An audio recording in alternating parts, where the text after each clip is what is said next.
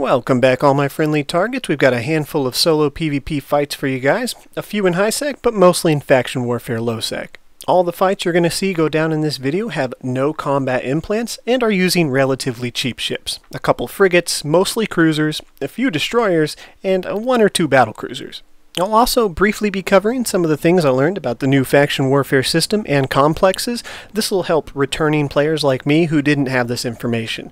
They've made a lot of good changes which make the whole system more engageable and more willing to fleet up with your fellow militia members, but there are still a few things which they could have easily fixed to combat the botters which have been tanking the LP market. We'll cover that when we get there. Starting out kind of relaxed for our first fight, I was dual requesting pretty much any combat ship that undocked, and we got a bite. Here I'm in a Bellicose and I'll be fighting a Stabber. The Bellicose is quickly turning into one of my favorite ships for solo and small gang PvP. It's gotten a lot of love from CCP over the past few years and nothing but buffs. Even recently when I was on break, they buffed it again by allowing it to field a full flight of medium drones, whereas before it was 3 mediums and 2 lights to get max damage. The explosion velocity bonus on the heavy assault missiles means that this ship is not useless when you're going up against frigates, and the target painter acts as a damage multiplier for small gang PvP, so if you're not sure what to bring, a Bellicose is always a happy addition to small fleets, in my opinion. This is all topped off with decent fitting for an acceptable tank, about 600 DPS with heat, and it's not slow, but it's not fast. I'd say its major weakness is the fact that it doesn't project damage at range very well, though CCP has been nerfing range ships quite significantly over the past few years. However, with that target painter on field, you're not useless if the targets are far away and you're in a fleet. Anyways, I have a whole video about this ship with 2 different fits. I'll leave a link in the description. And here we have another Instalock Speeple kill. While waiting for some dual request, I noticed this flashy pod dock up, so I immediately docked and grabbed my Speeple. With Rennes, at least during my time zone, being one of the lowest traffic and smallest market hubs that I know of, it's not very common to see gankers or any Instalock ship on the undock. Because of this, pirates, flashies, war targets can become complacent. I'll usually get a couple of these a week just because they weren't expecting it. These can happen so fast that at the time I didn't even realize what I was killing. I thought it was a breacher. Turns out it was a stealth bomber. So it's like an easy 30 mil right there. This is obviously not a time-efficient thing to do in the game, but it's always a good idea to have an Instalock BLAP ship docked up in your home station, just in case you run into these situations. With the winter event still going on at the time of recording, I had stockpiled quite a bit of these Ice Storm filaments. And I'm probably not going to use very many of them, but I decided to give them a shot and see what I could hunt down. I first took a cheap Vexor with an empty head into a nullsec filament, and it put me in an Ice Storm system with a couple practices running these sites. Had I played this better, maybe I could have killed it, but probably not. Praxis are not easy to deal with in a cruiser, even if it's a newer pilot. Combine that with the fact that I severely underestimated the nullsec Ice Storm rats, yeah, that did not work out so great. So instead of using the filaments to hunt down event runners, I decided just to use them to bounce to random places where I'm not known or expected, and see if I could hunt down anything. I would put a nullsec, lowsec, and highsec filament in my cargo hold.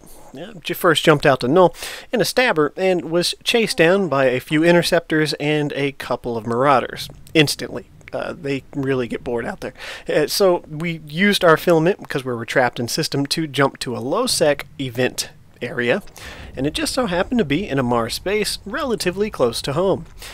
Then, well, I was able to catch this small gang of Plex runners off guard. This is the ideal fight for this fit, so I just got lucky. And given the fact that it was an empty head, I decided I was just going to go in YOLO. If I died, well, I'd let them pod me home and get back quick.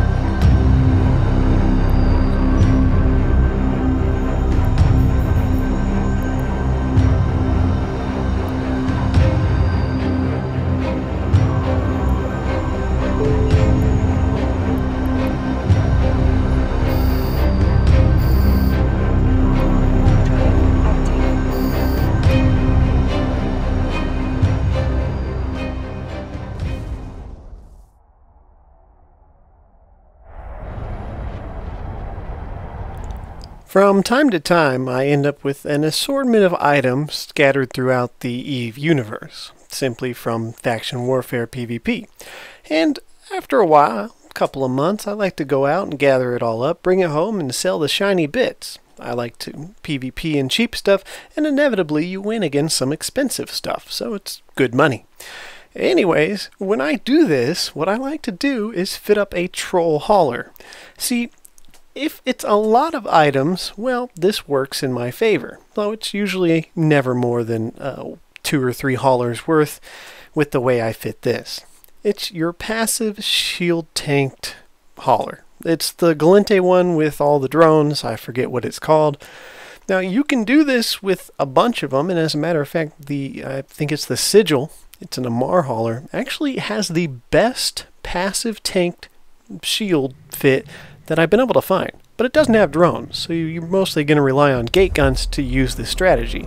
And that's fine if you're not in faction warfare, but if you are, well, you need something to kill things with.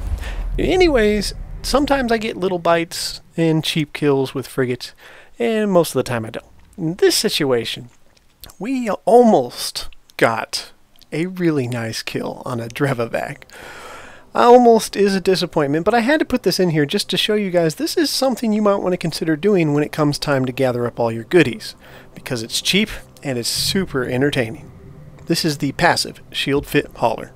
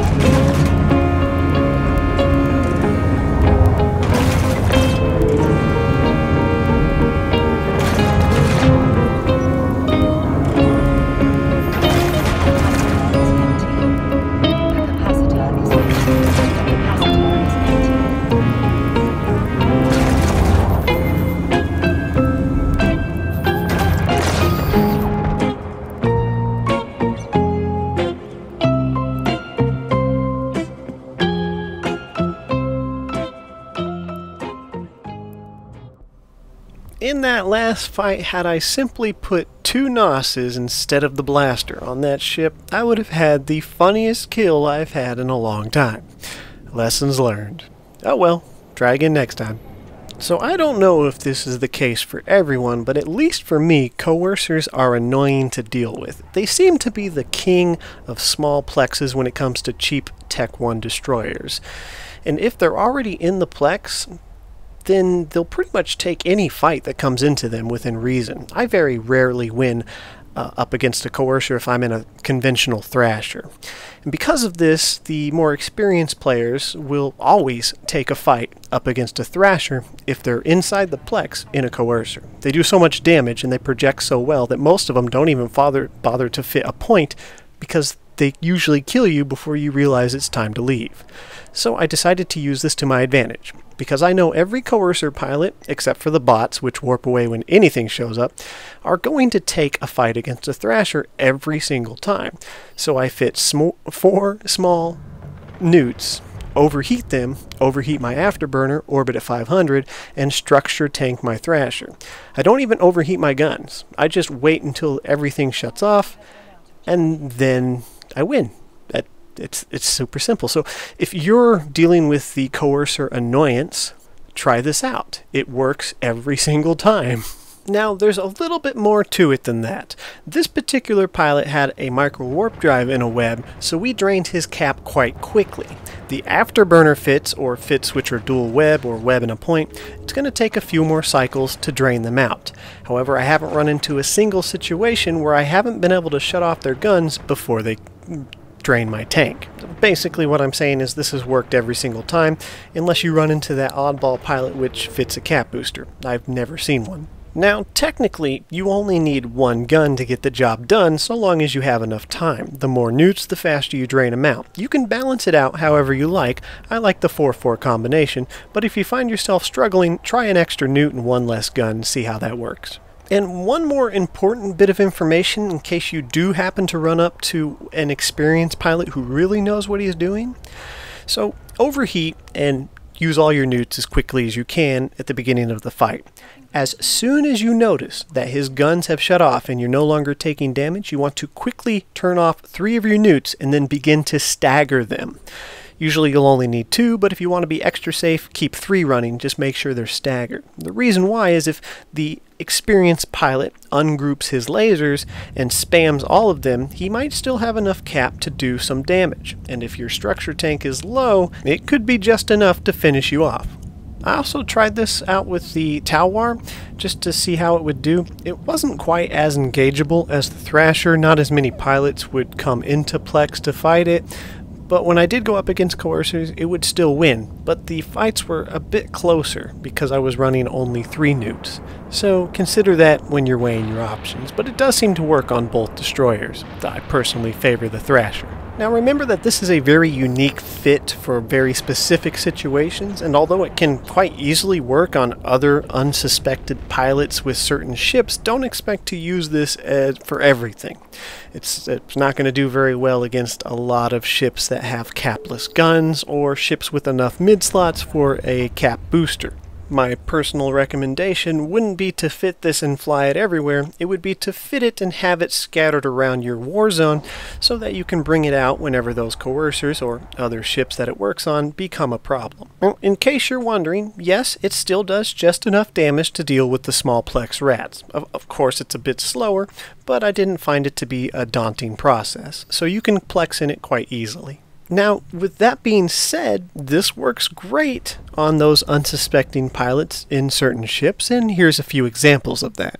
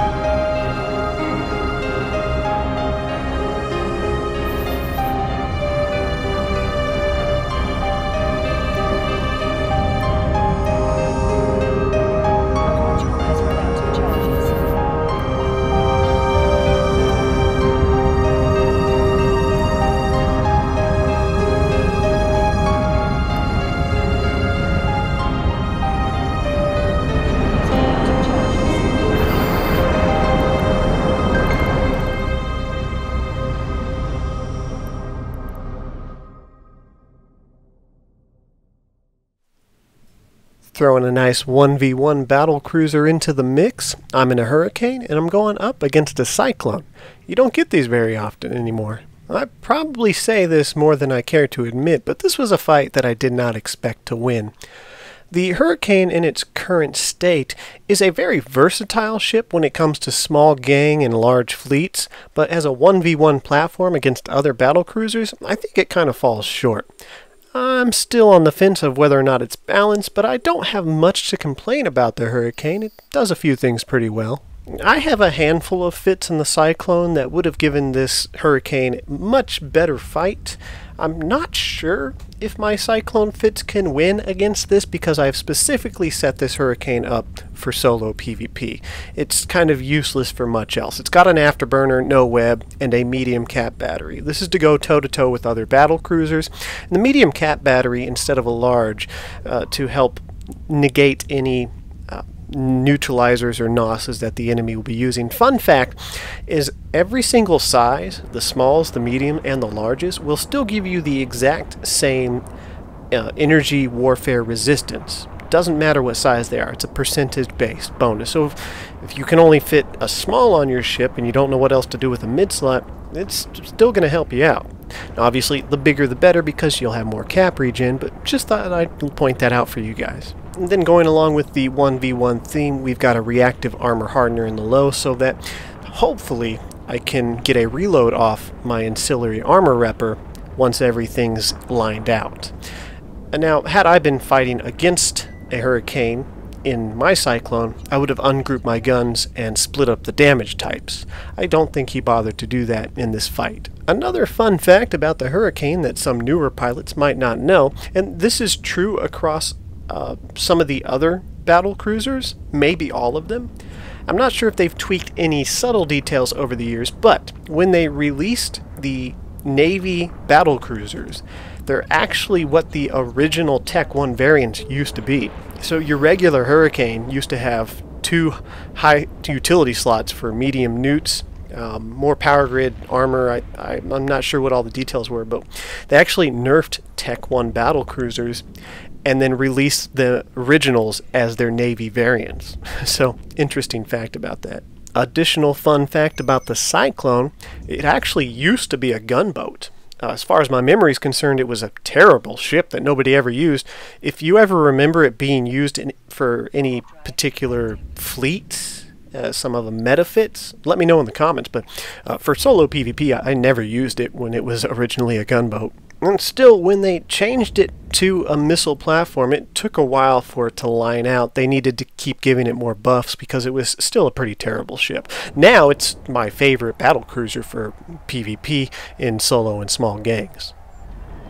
Now on to the Engineer. This little Rifter fit has an entire video dedicated to it, link in the description. Some of you may remember this ship, and my over-convoluted explanation as to why it's set up exactly as it is. The video goes into detail if you're interested, but this Rifter can take on a lot of fights which it would normally lose. It's not God tier by any means, but well, as you'll see, this one's 4-0, and here's some of the fights with it.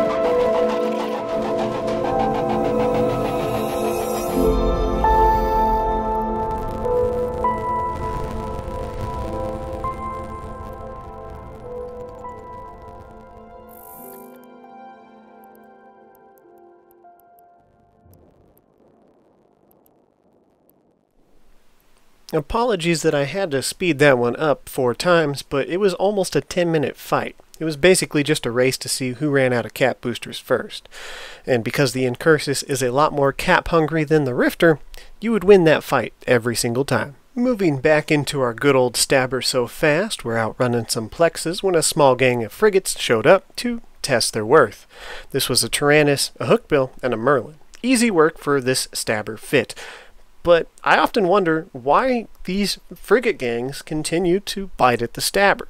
After all, my video about this ship, which was pretty popular, has been up for a few years, and this fit is not dwindling. It's still very strong in low sec, not null sec. Despite that, I have to thank all the stabber pilots who continue to fly around with a micro warp drive, a web, and rapid light missiles, instead of 2 small newts, an invulnerability field, and an afterburner. I thank you and not changing your ways, because your ability to die very often to frigates is why they keep attacking me and giving me great fights. So thank you. For everyone else who actually wants to enjoy a great ship that gets very engageable and gets great fights, you put an invulnerability field, an afterburner, an extra large ancillary shield rep, and 2 small newts on it. Enjoy. Anyways, knowing full well that I could easily handle all these frigates, I decided to opt for the most expensive targets first. I took care of the Tyrannus rather fast, and then once the Hookbill got in range, I switched over to it instead of the Merlin, just letting my drones finish off the Merlin. Most of my fights are never this relaxed, and as a matter of fact, it's one of the few times I was able to actually bait tank, and I'm sure their hopes and dreams died whenever that first shield boost hit. This is no implants, just using a standard blue pill. On the Bellicose, you won't even want to use crystal implants simply because its shield buffer is just right for 1 boost of the ancillary shield rep. So it's unnecessary risk. But in the stabber, crystals are a benefit if you're really going up against the tryhards. But lately, I've just been enjoying the ability to be able to relax and occasionally go AFK without having to worry about losing several billion ISK if I end up in a station. And your fun fact for this fight, did you know that the Tyrannus used to be one of the best PvP interceptors, which would dominate many frigates and go toe-to-toe with a lot of cruisers? I don't know if the Tyrannus got a specific nerf that prevented this. I think it was a combination of cruisers getting significant buffs along with a lot of the other frigates, and then maybe a nerf or 2 on the Tyrannus. But the Tyrannus used to be a powerhouse. I really do miss those days, because by the time I was skilled into it, it had already become obsolete. Oh, that's unfortunate. But I might try it as a challenge. Okay, now on to some basic information which I've learned over the past few weeks about the new changes to faction warfare. This is mainly just for returning pilots like me who didn't know this. So, a major buff in the form of how you can run plexes with other people and not tank your profit. When you're roaming around faction warfare space looking for a plex to run, you'll notice when you go under the anomalies right-click menu, you'll see certain codes next to each complex. For example, a Scout Navy 1 or a Scout Navy 5. Navy 1 means that the LP will give 100% to 1 pilot, and it will allow only up to faction frigates in, not pirate, not Tech 2 frigates. So gone are the days where you're out in a Rifter and every daredevil in a 20 system radius comes to try and kill you. You will still have to contend with Navy frigates like Firetails, Hookbills, Comets, but those are a lot easier to deal with, and it really evens the playing field. Now, to help make these plexes more engageable, they've added a suffix to this. Navy 5 means that up to 5 friendly pilots in the plex will still get 100% LP per pilot. So no more splitting it, no more ninja pilots coming in to steal your hard-earned LP. Up to 5 members will still get the same maximum amount. So it really encourages people to come into your plex and help you run it, and you not to get angry and try and get them to leave. Now, Scouts, smalls, medium, large, and open are much the same as they've been before, only allowing up to a certain ship's size. However, there's a new category, and you would notice maybe a Scout Advanced 1 or 5, Small Advanced, Medium Advanced. Now this will allow Tech 2 ships and Pirate faction ships in. It does pay out a larger LP gain if you run it, but just note that the more advanced ships can come in and try and fight you. They've both nerfed and buffed the potential LP gains from running these plexes, and note that when I say LP, that directly relates to ISK. LPs you use to buy items in which you sell for ISK, so just keep that in mind. Anyways, the buff comes in the form of better payouts. Scouts now pay what mediums used to pay, but only in the frontline systems. The further you go into enemy territory or back into your own territory to run these complexes, the less LP you'll get, and it's a pretty exponential curve. So it really encourages pilots to plex in the frontline systems, which means more combat, more people trying to fight you. So if you like PvP and making money at the same time, this is a major buff. With the obvious nerf being that running them deep in enemy territory won't give you much of a gain. And this is to help also combat against botters, alt accounts, to prevent them from taking advantage of the system, which admittedly they are doing probably more so now than ever. And here's why. With the LP payouts and faction warfare plexes in the frontline systems being so good, this has really encouraged multi-boxers to run them. Basically, one dude in his basement who hasn't touched grass in 3 years, running 5 accounts, all multi-box, to get maximum payout. And CCP really encourages multi-accounts because it's more money from them, so they're not going to do anything to fight this. But unfortunately, the bots can do the same thing. One thing CCP could do to help combat botters and reward real players that take the time to run these complexes is significantly up the gains for LP in defensive plexes. You warp into a system that you control. You see a war target running a plex. You warp in to try and fight him, but it's either a bot or an alt account that's like 3 days old, and no matter what you're in, no matter what he's in, he warps off immediately. It's always to a safe spot. It's always predictable, and as soon as you leave, he comes back. You can do this over and over. You'll never catch him. He'll just keep bouncing out. And because if you run that plex, which will take a significant amount of time, especially if he's already been running it, because you have to count down the clock that he's been running and then your own 15-minute timer, well, the payout's just crap in defending systems. There is really no incentive for you to defend your plexes because the payout is so low compared to offensive. I can think of a few ways that CCP could easily combat this. Some of these might be more practical than others.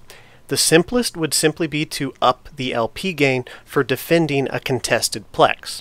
If you warp in and the enemy warps off, you have no real reason to stay there because you're not going to make much LP. However, if they changed it so that you would make a significant more amount, it doesn't have to be as much as offense, but what we get now is pathetic, then it would give the defender an incentive to stay, and that would deter the bots from taking advantage of this system. I have 2 other ideas which are closely related to each other, and you can decide if you like these or not. But you could do something like what they have in nullsec with the banks, where the site has a warp disruption perimeter around it, so that if you're in range of the beacon, you can't just immediately warp off when somebody comes in to contest it. I would personally like to see this warp disruption field be twice the diameter of the beacon perimeter so that they can't just hug the edge and take advantage of the system still. But, you know, that's for the number crunchers to figure out. Another alternative, which admittedly I'm probably overthinking, but because that could be inconvenient to a lot of real players, perhaps there could be a warp disruption field which activates when another player activates the acceleration gate. This would both give the defending Plex runner a few moments to prepare for the fight, while not allowing them to immediately warp off and run away. I don't know. What do you guys think? Personally, I think this would change the dynamics of fights inside plexes, because for a lot of ship, it would free up an extra mid-slots, a lot like it does in the bank fights. Pretty cool. But I do realize this would make life a lot harder for new faction warfare pilots who have to run away from the blingy ships, so in my personal opinion, just upping the LP gang for defending a contested plex would probably be the simplest way to go. And note that I'm talking about a contested plex, not opening a defensive plex that a war target hasn't already run, but going in and defending one that they were trying to capture. This would help eliminate some of the obvious issues with people taking advantage of the system, which they're always going to do, but this is just a step in the right direction. Big change, which I'm really enjoying, is the 30-man battlefields which they've introduced. This has by far been the biggest change to faction warfare I have ever seen, and has brought a lot of militia members into them, caused them to fleet up with people they've never met before, whether they have comms or not, and actually supply logistics to the battlefield. You'll see people running around in scythes, other Logi ships, just because they want to try it and it's fun. And in these sites where you get a lot of new faction members running around in small ships that blow up pretty easy because the rats do significant damage, those Logi ships are actually lifesavers for a lot of these new pilots. Really nice thing to see on the field. Target painting ships help a lot because the frigates are pretty hard to hit. They move very quick, so it gives a damage multiplier to drone pilots and missile pilots. And the fact that you can see the battlefields on the faction warfare map as soon as they spawn, before they're even opened, is a big bonus. All in all, I think CCP did a really good thing with the battlefields. I love them. And the reward payout for the offensive ones is enormous. It's 150,000 loyalty points. That's fantastic. And because these spawn about 1 to 2 hours apart, they're pretty random. I've seen 2 spawn back to back. I've seen some take an hour and a half to spawn, but usually you can always get in on at least 1 per gaming session. These spread out capture points and how they're positioned is really nice, and the fact that they've added warp-in beacons which separate the enemies and neutrals is a really good thing, because you're not warping in on top of a hot landing zone. You actually have a rally point for your militia, there's a rally point for the enemy militia, and neutrals, and they're spread out by about 100k, 150k, give or take. I'm sure some tweaking still needs to go on with these sites. For example, there's a way to cheese the sites. If you don't kill the battle cruiser spawns, they'll orbit just outside of the beacon's perimeter zone, and so you can just not kill the battle cruiser and run down the timer. It's a bit sketchy. Sometimes he'll come in, sometimes the friendly rats will blow him up, or sometimes the new players will kill it because they just don't know, and then everybody will yell at him in local. It's kind of hilarious. I'm guilty of this too on my first battlefield. I didn't know, but they'll probably be fixing this, but for now it's just one of those weird things. And the biggest downside is, as always, the defensive battlefields are not worth running. And I've run a handful of them just to get a feel for it and experience, but the LP payout and the defensive battlefield is just stupid, ridiculous low. And for all the effort that the pilots go into defend them, it's stupid. I don't see how they can justify this. These ones, at least, the defensive battlefields should have the same payout, or very close to the same payout as the offensive one, because the same amount of time and effort goes into them, and they're a lot less bot friendly. So, yeah, but you can get up to 30 people in a battlefield, and as long as you don't go over that number, everybody gets a 100% LP payout that's not split. If you get more pilots, it begins to split exponentially from what I've seen, but I haven't really run into a lot of just alt characters staying outside, not doing anything. Most of the time when I'm in these, everybody's doing something, whether it's guarding the enemy rally point, the neutral rally point, snipers staying off at range, blapping things, people running the beacon, logistics ships. It's great. I would like them to change it so that haulers can get in, because I've run into a lot of situations where the new pilots are running out of ammo, and I'd just love to sit there in a big fat tanky hauler and dish out free ammo. But yeah. A really nice thing about these, though, is they're Navy ships only. I don't think any Tech 2 ships can get into them, nor pirate faction ships. I could be wrong about the really small ones, but from what I've seen, it's just Tech 1 and Navy ships, up to battleships that can get in. So you don't have to worry about getting hot dropped by a bunch of neutral carriers and bullcrap. They've done a really good job. Just need to fix a few things, mainly the LP, because it's stupid. Alright, so hopefully some of that information was useful and I didn't get too ranty. I hope you guys enjoyed this video. Till next time, happy hunting!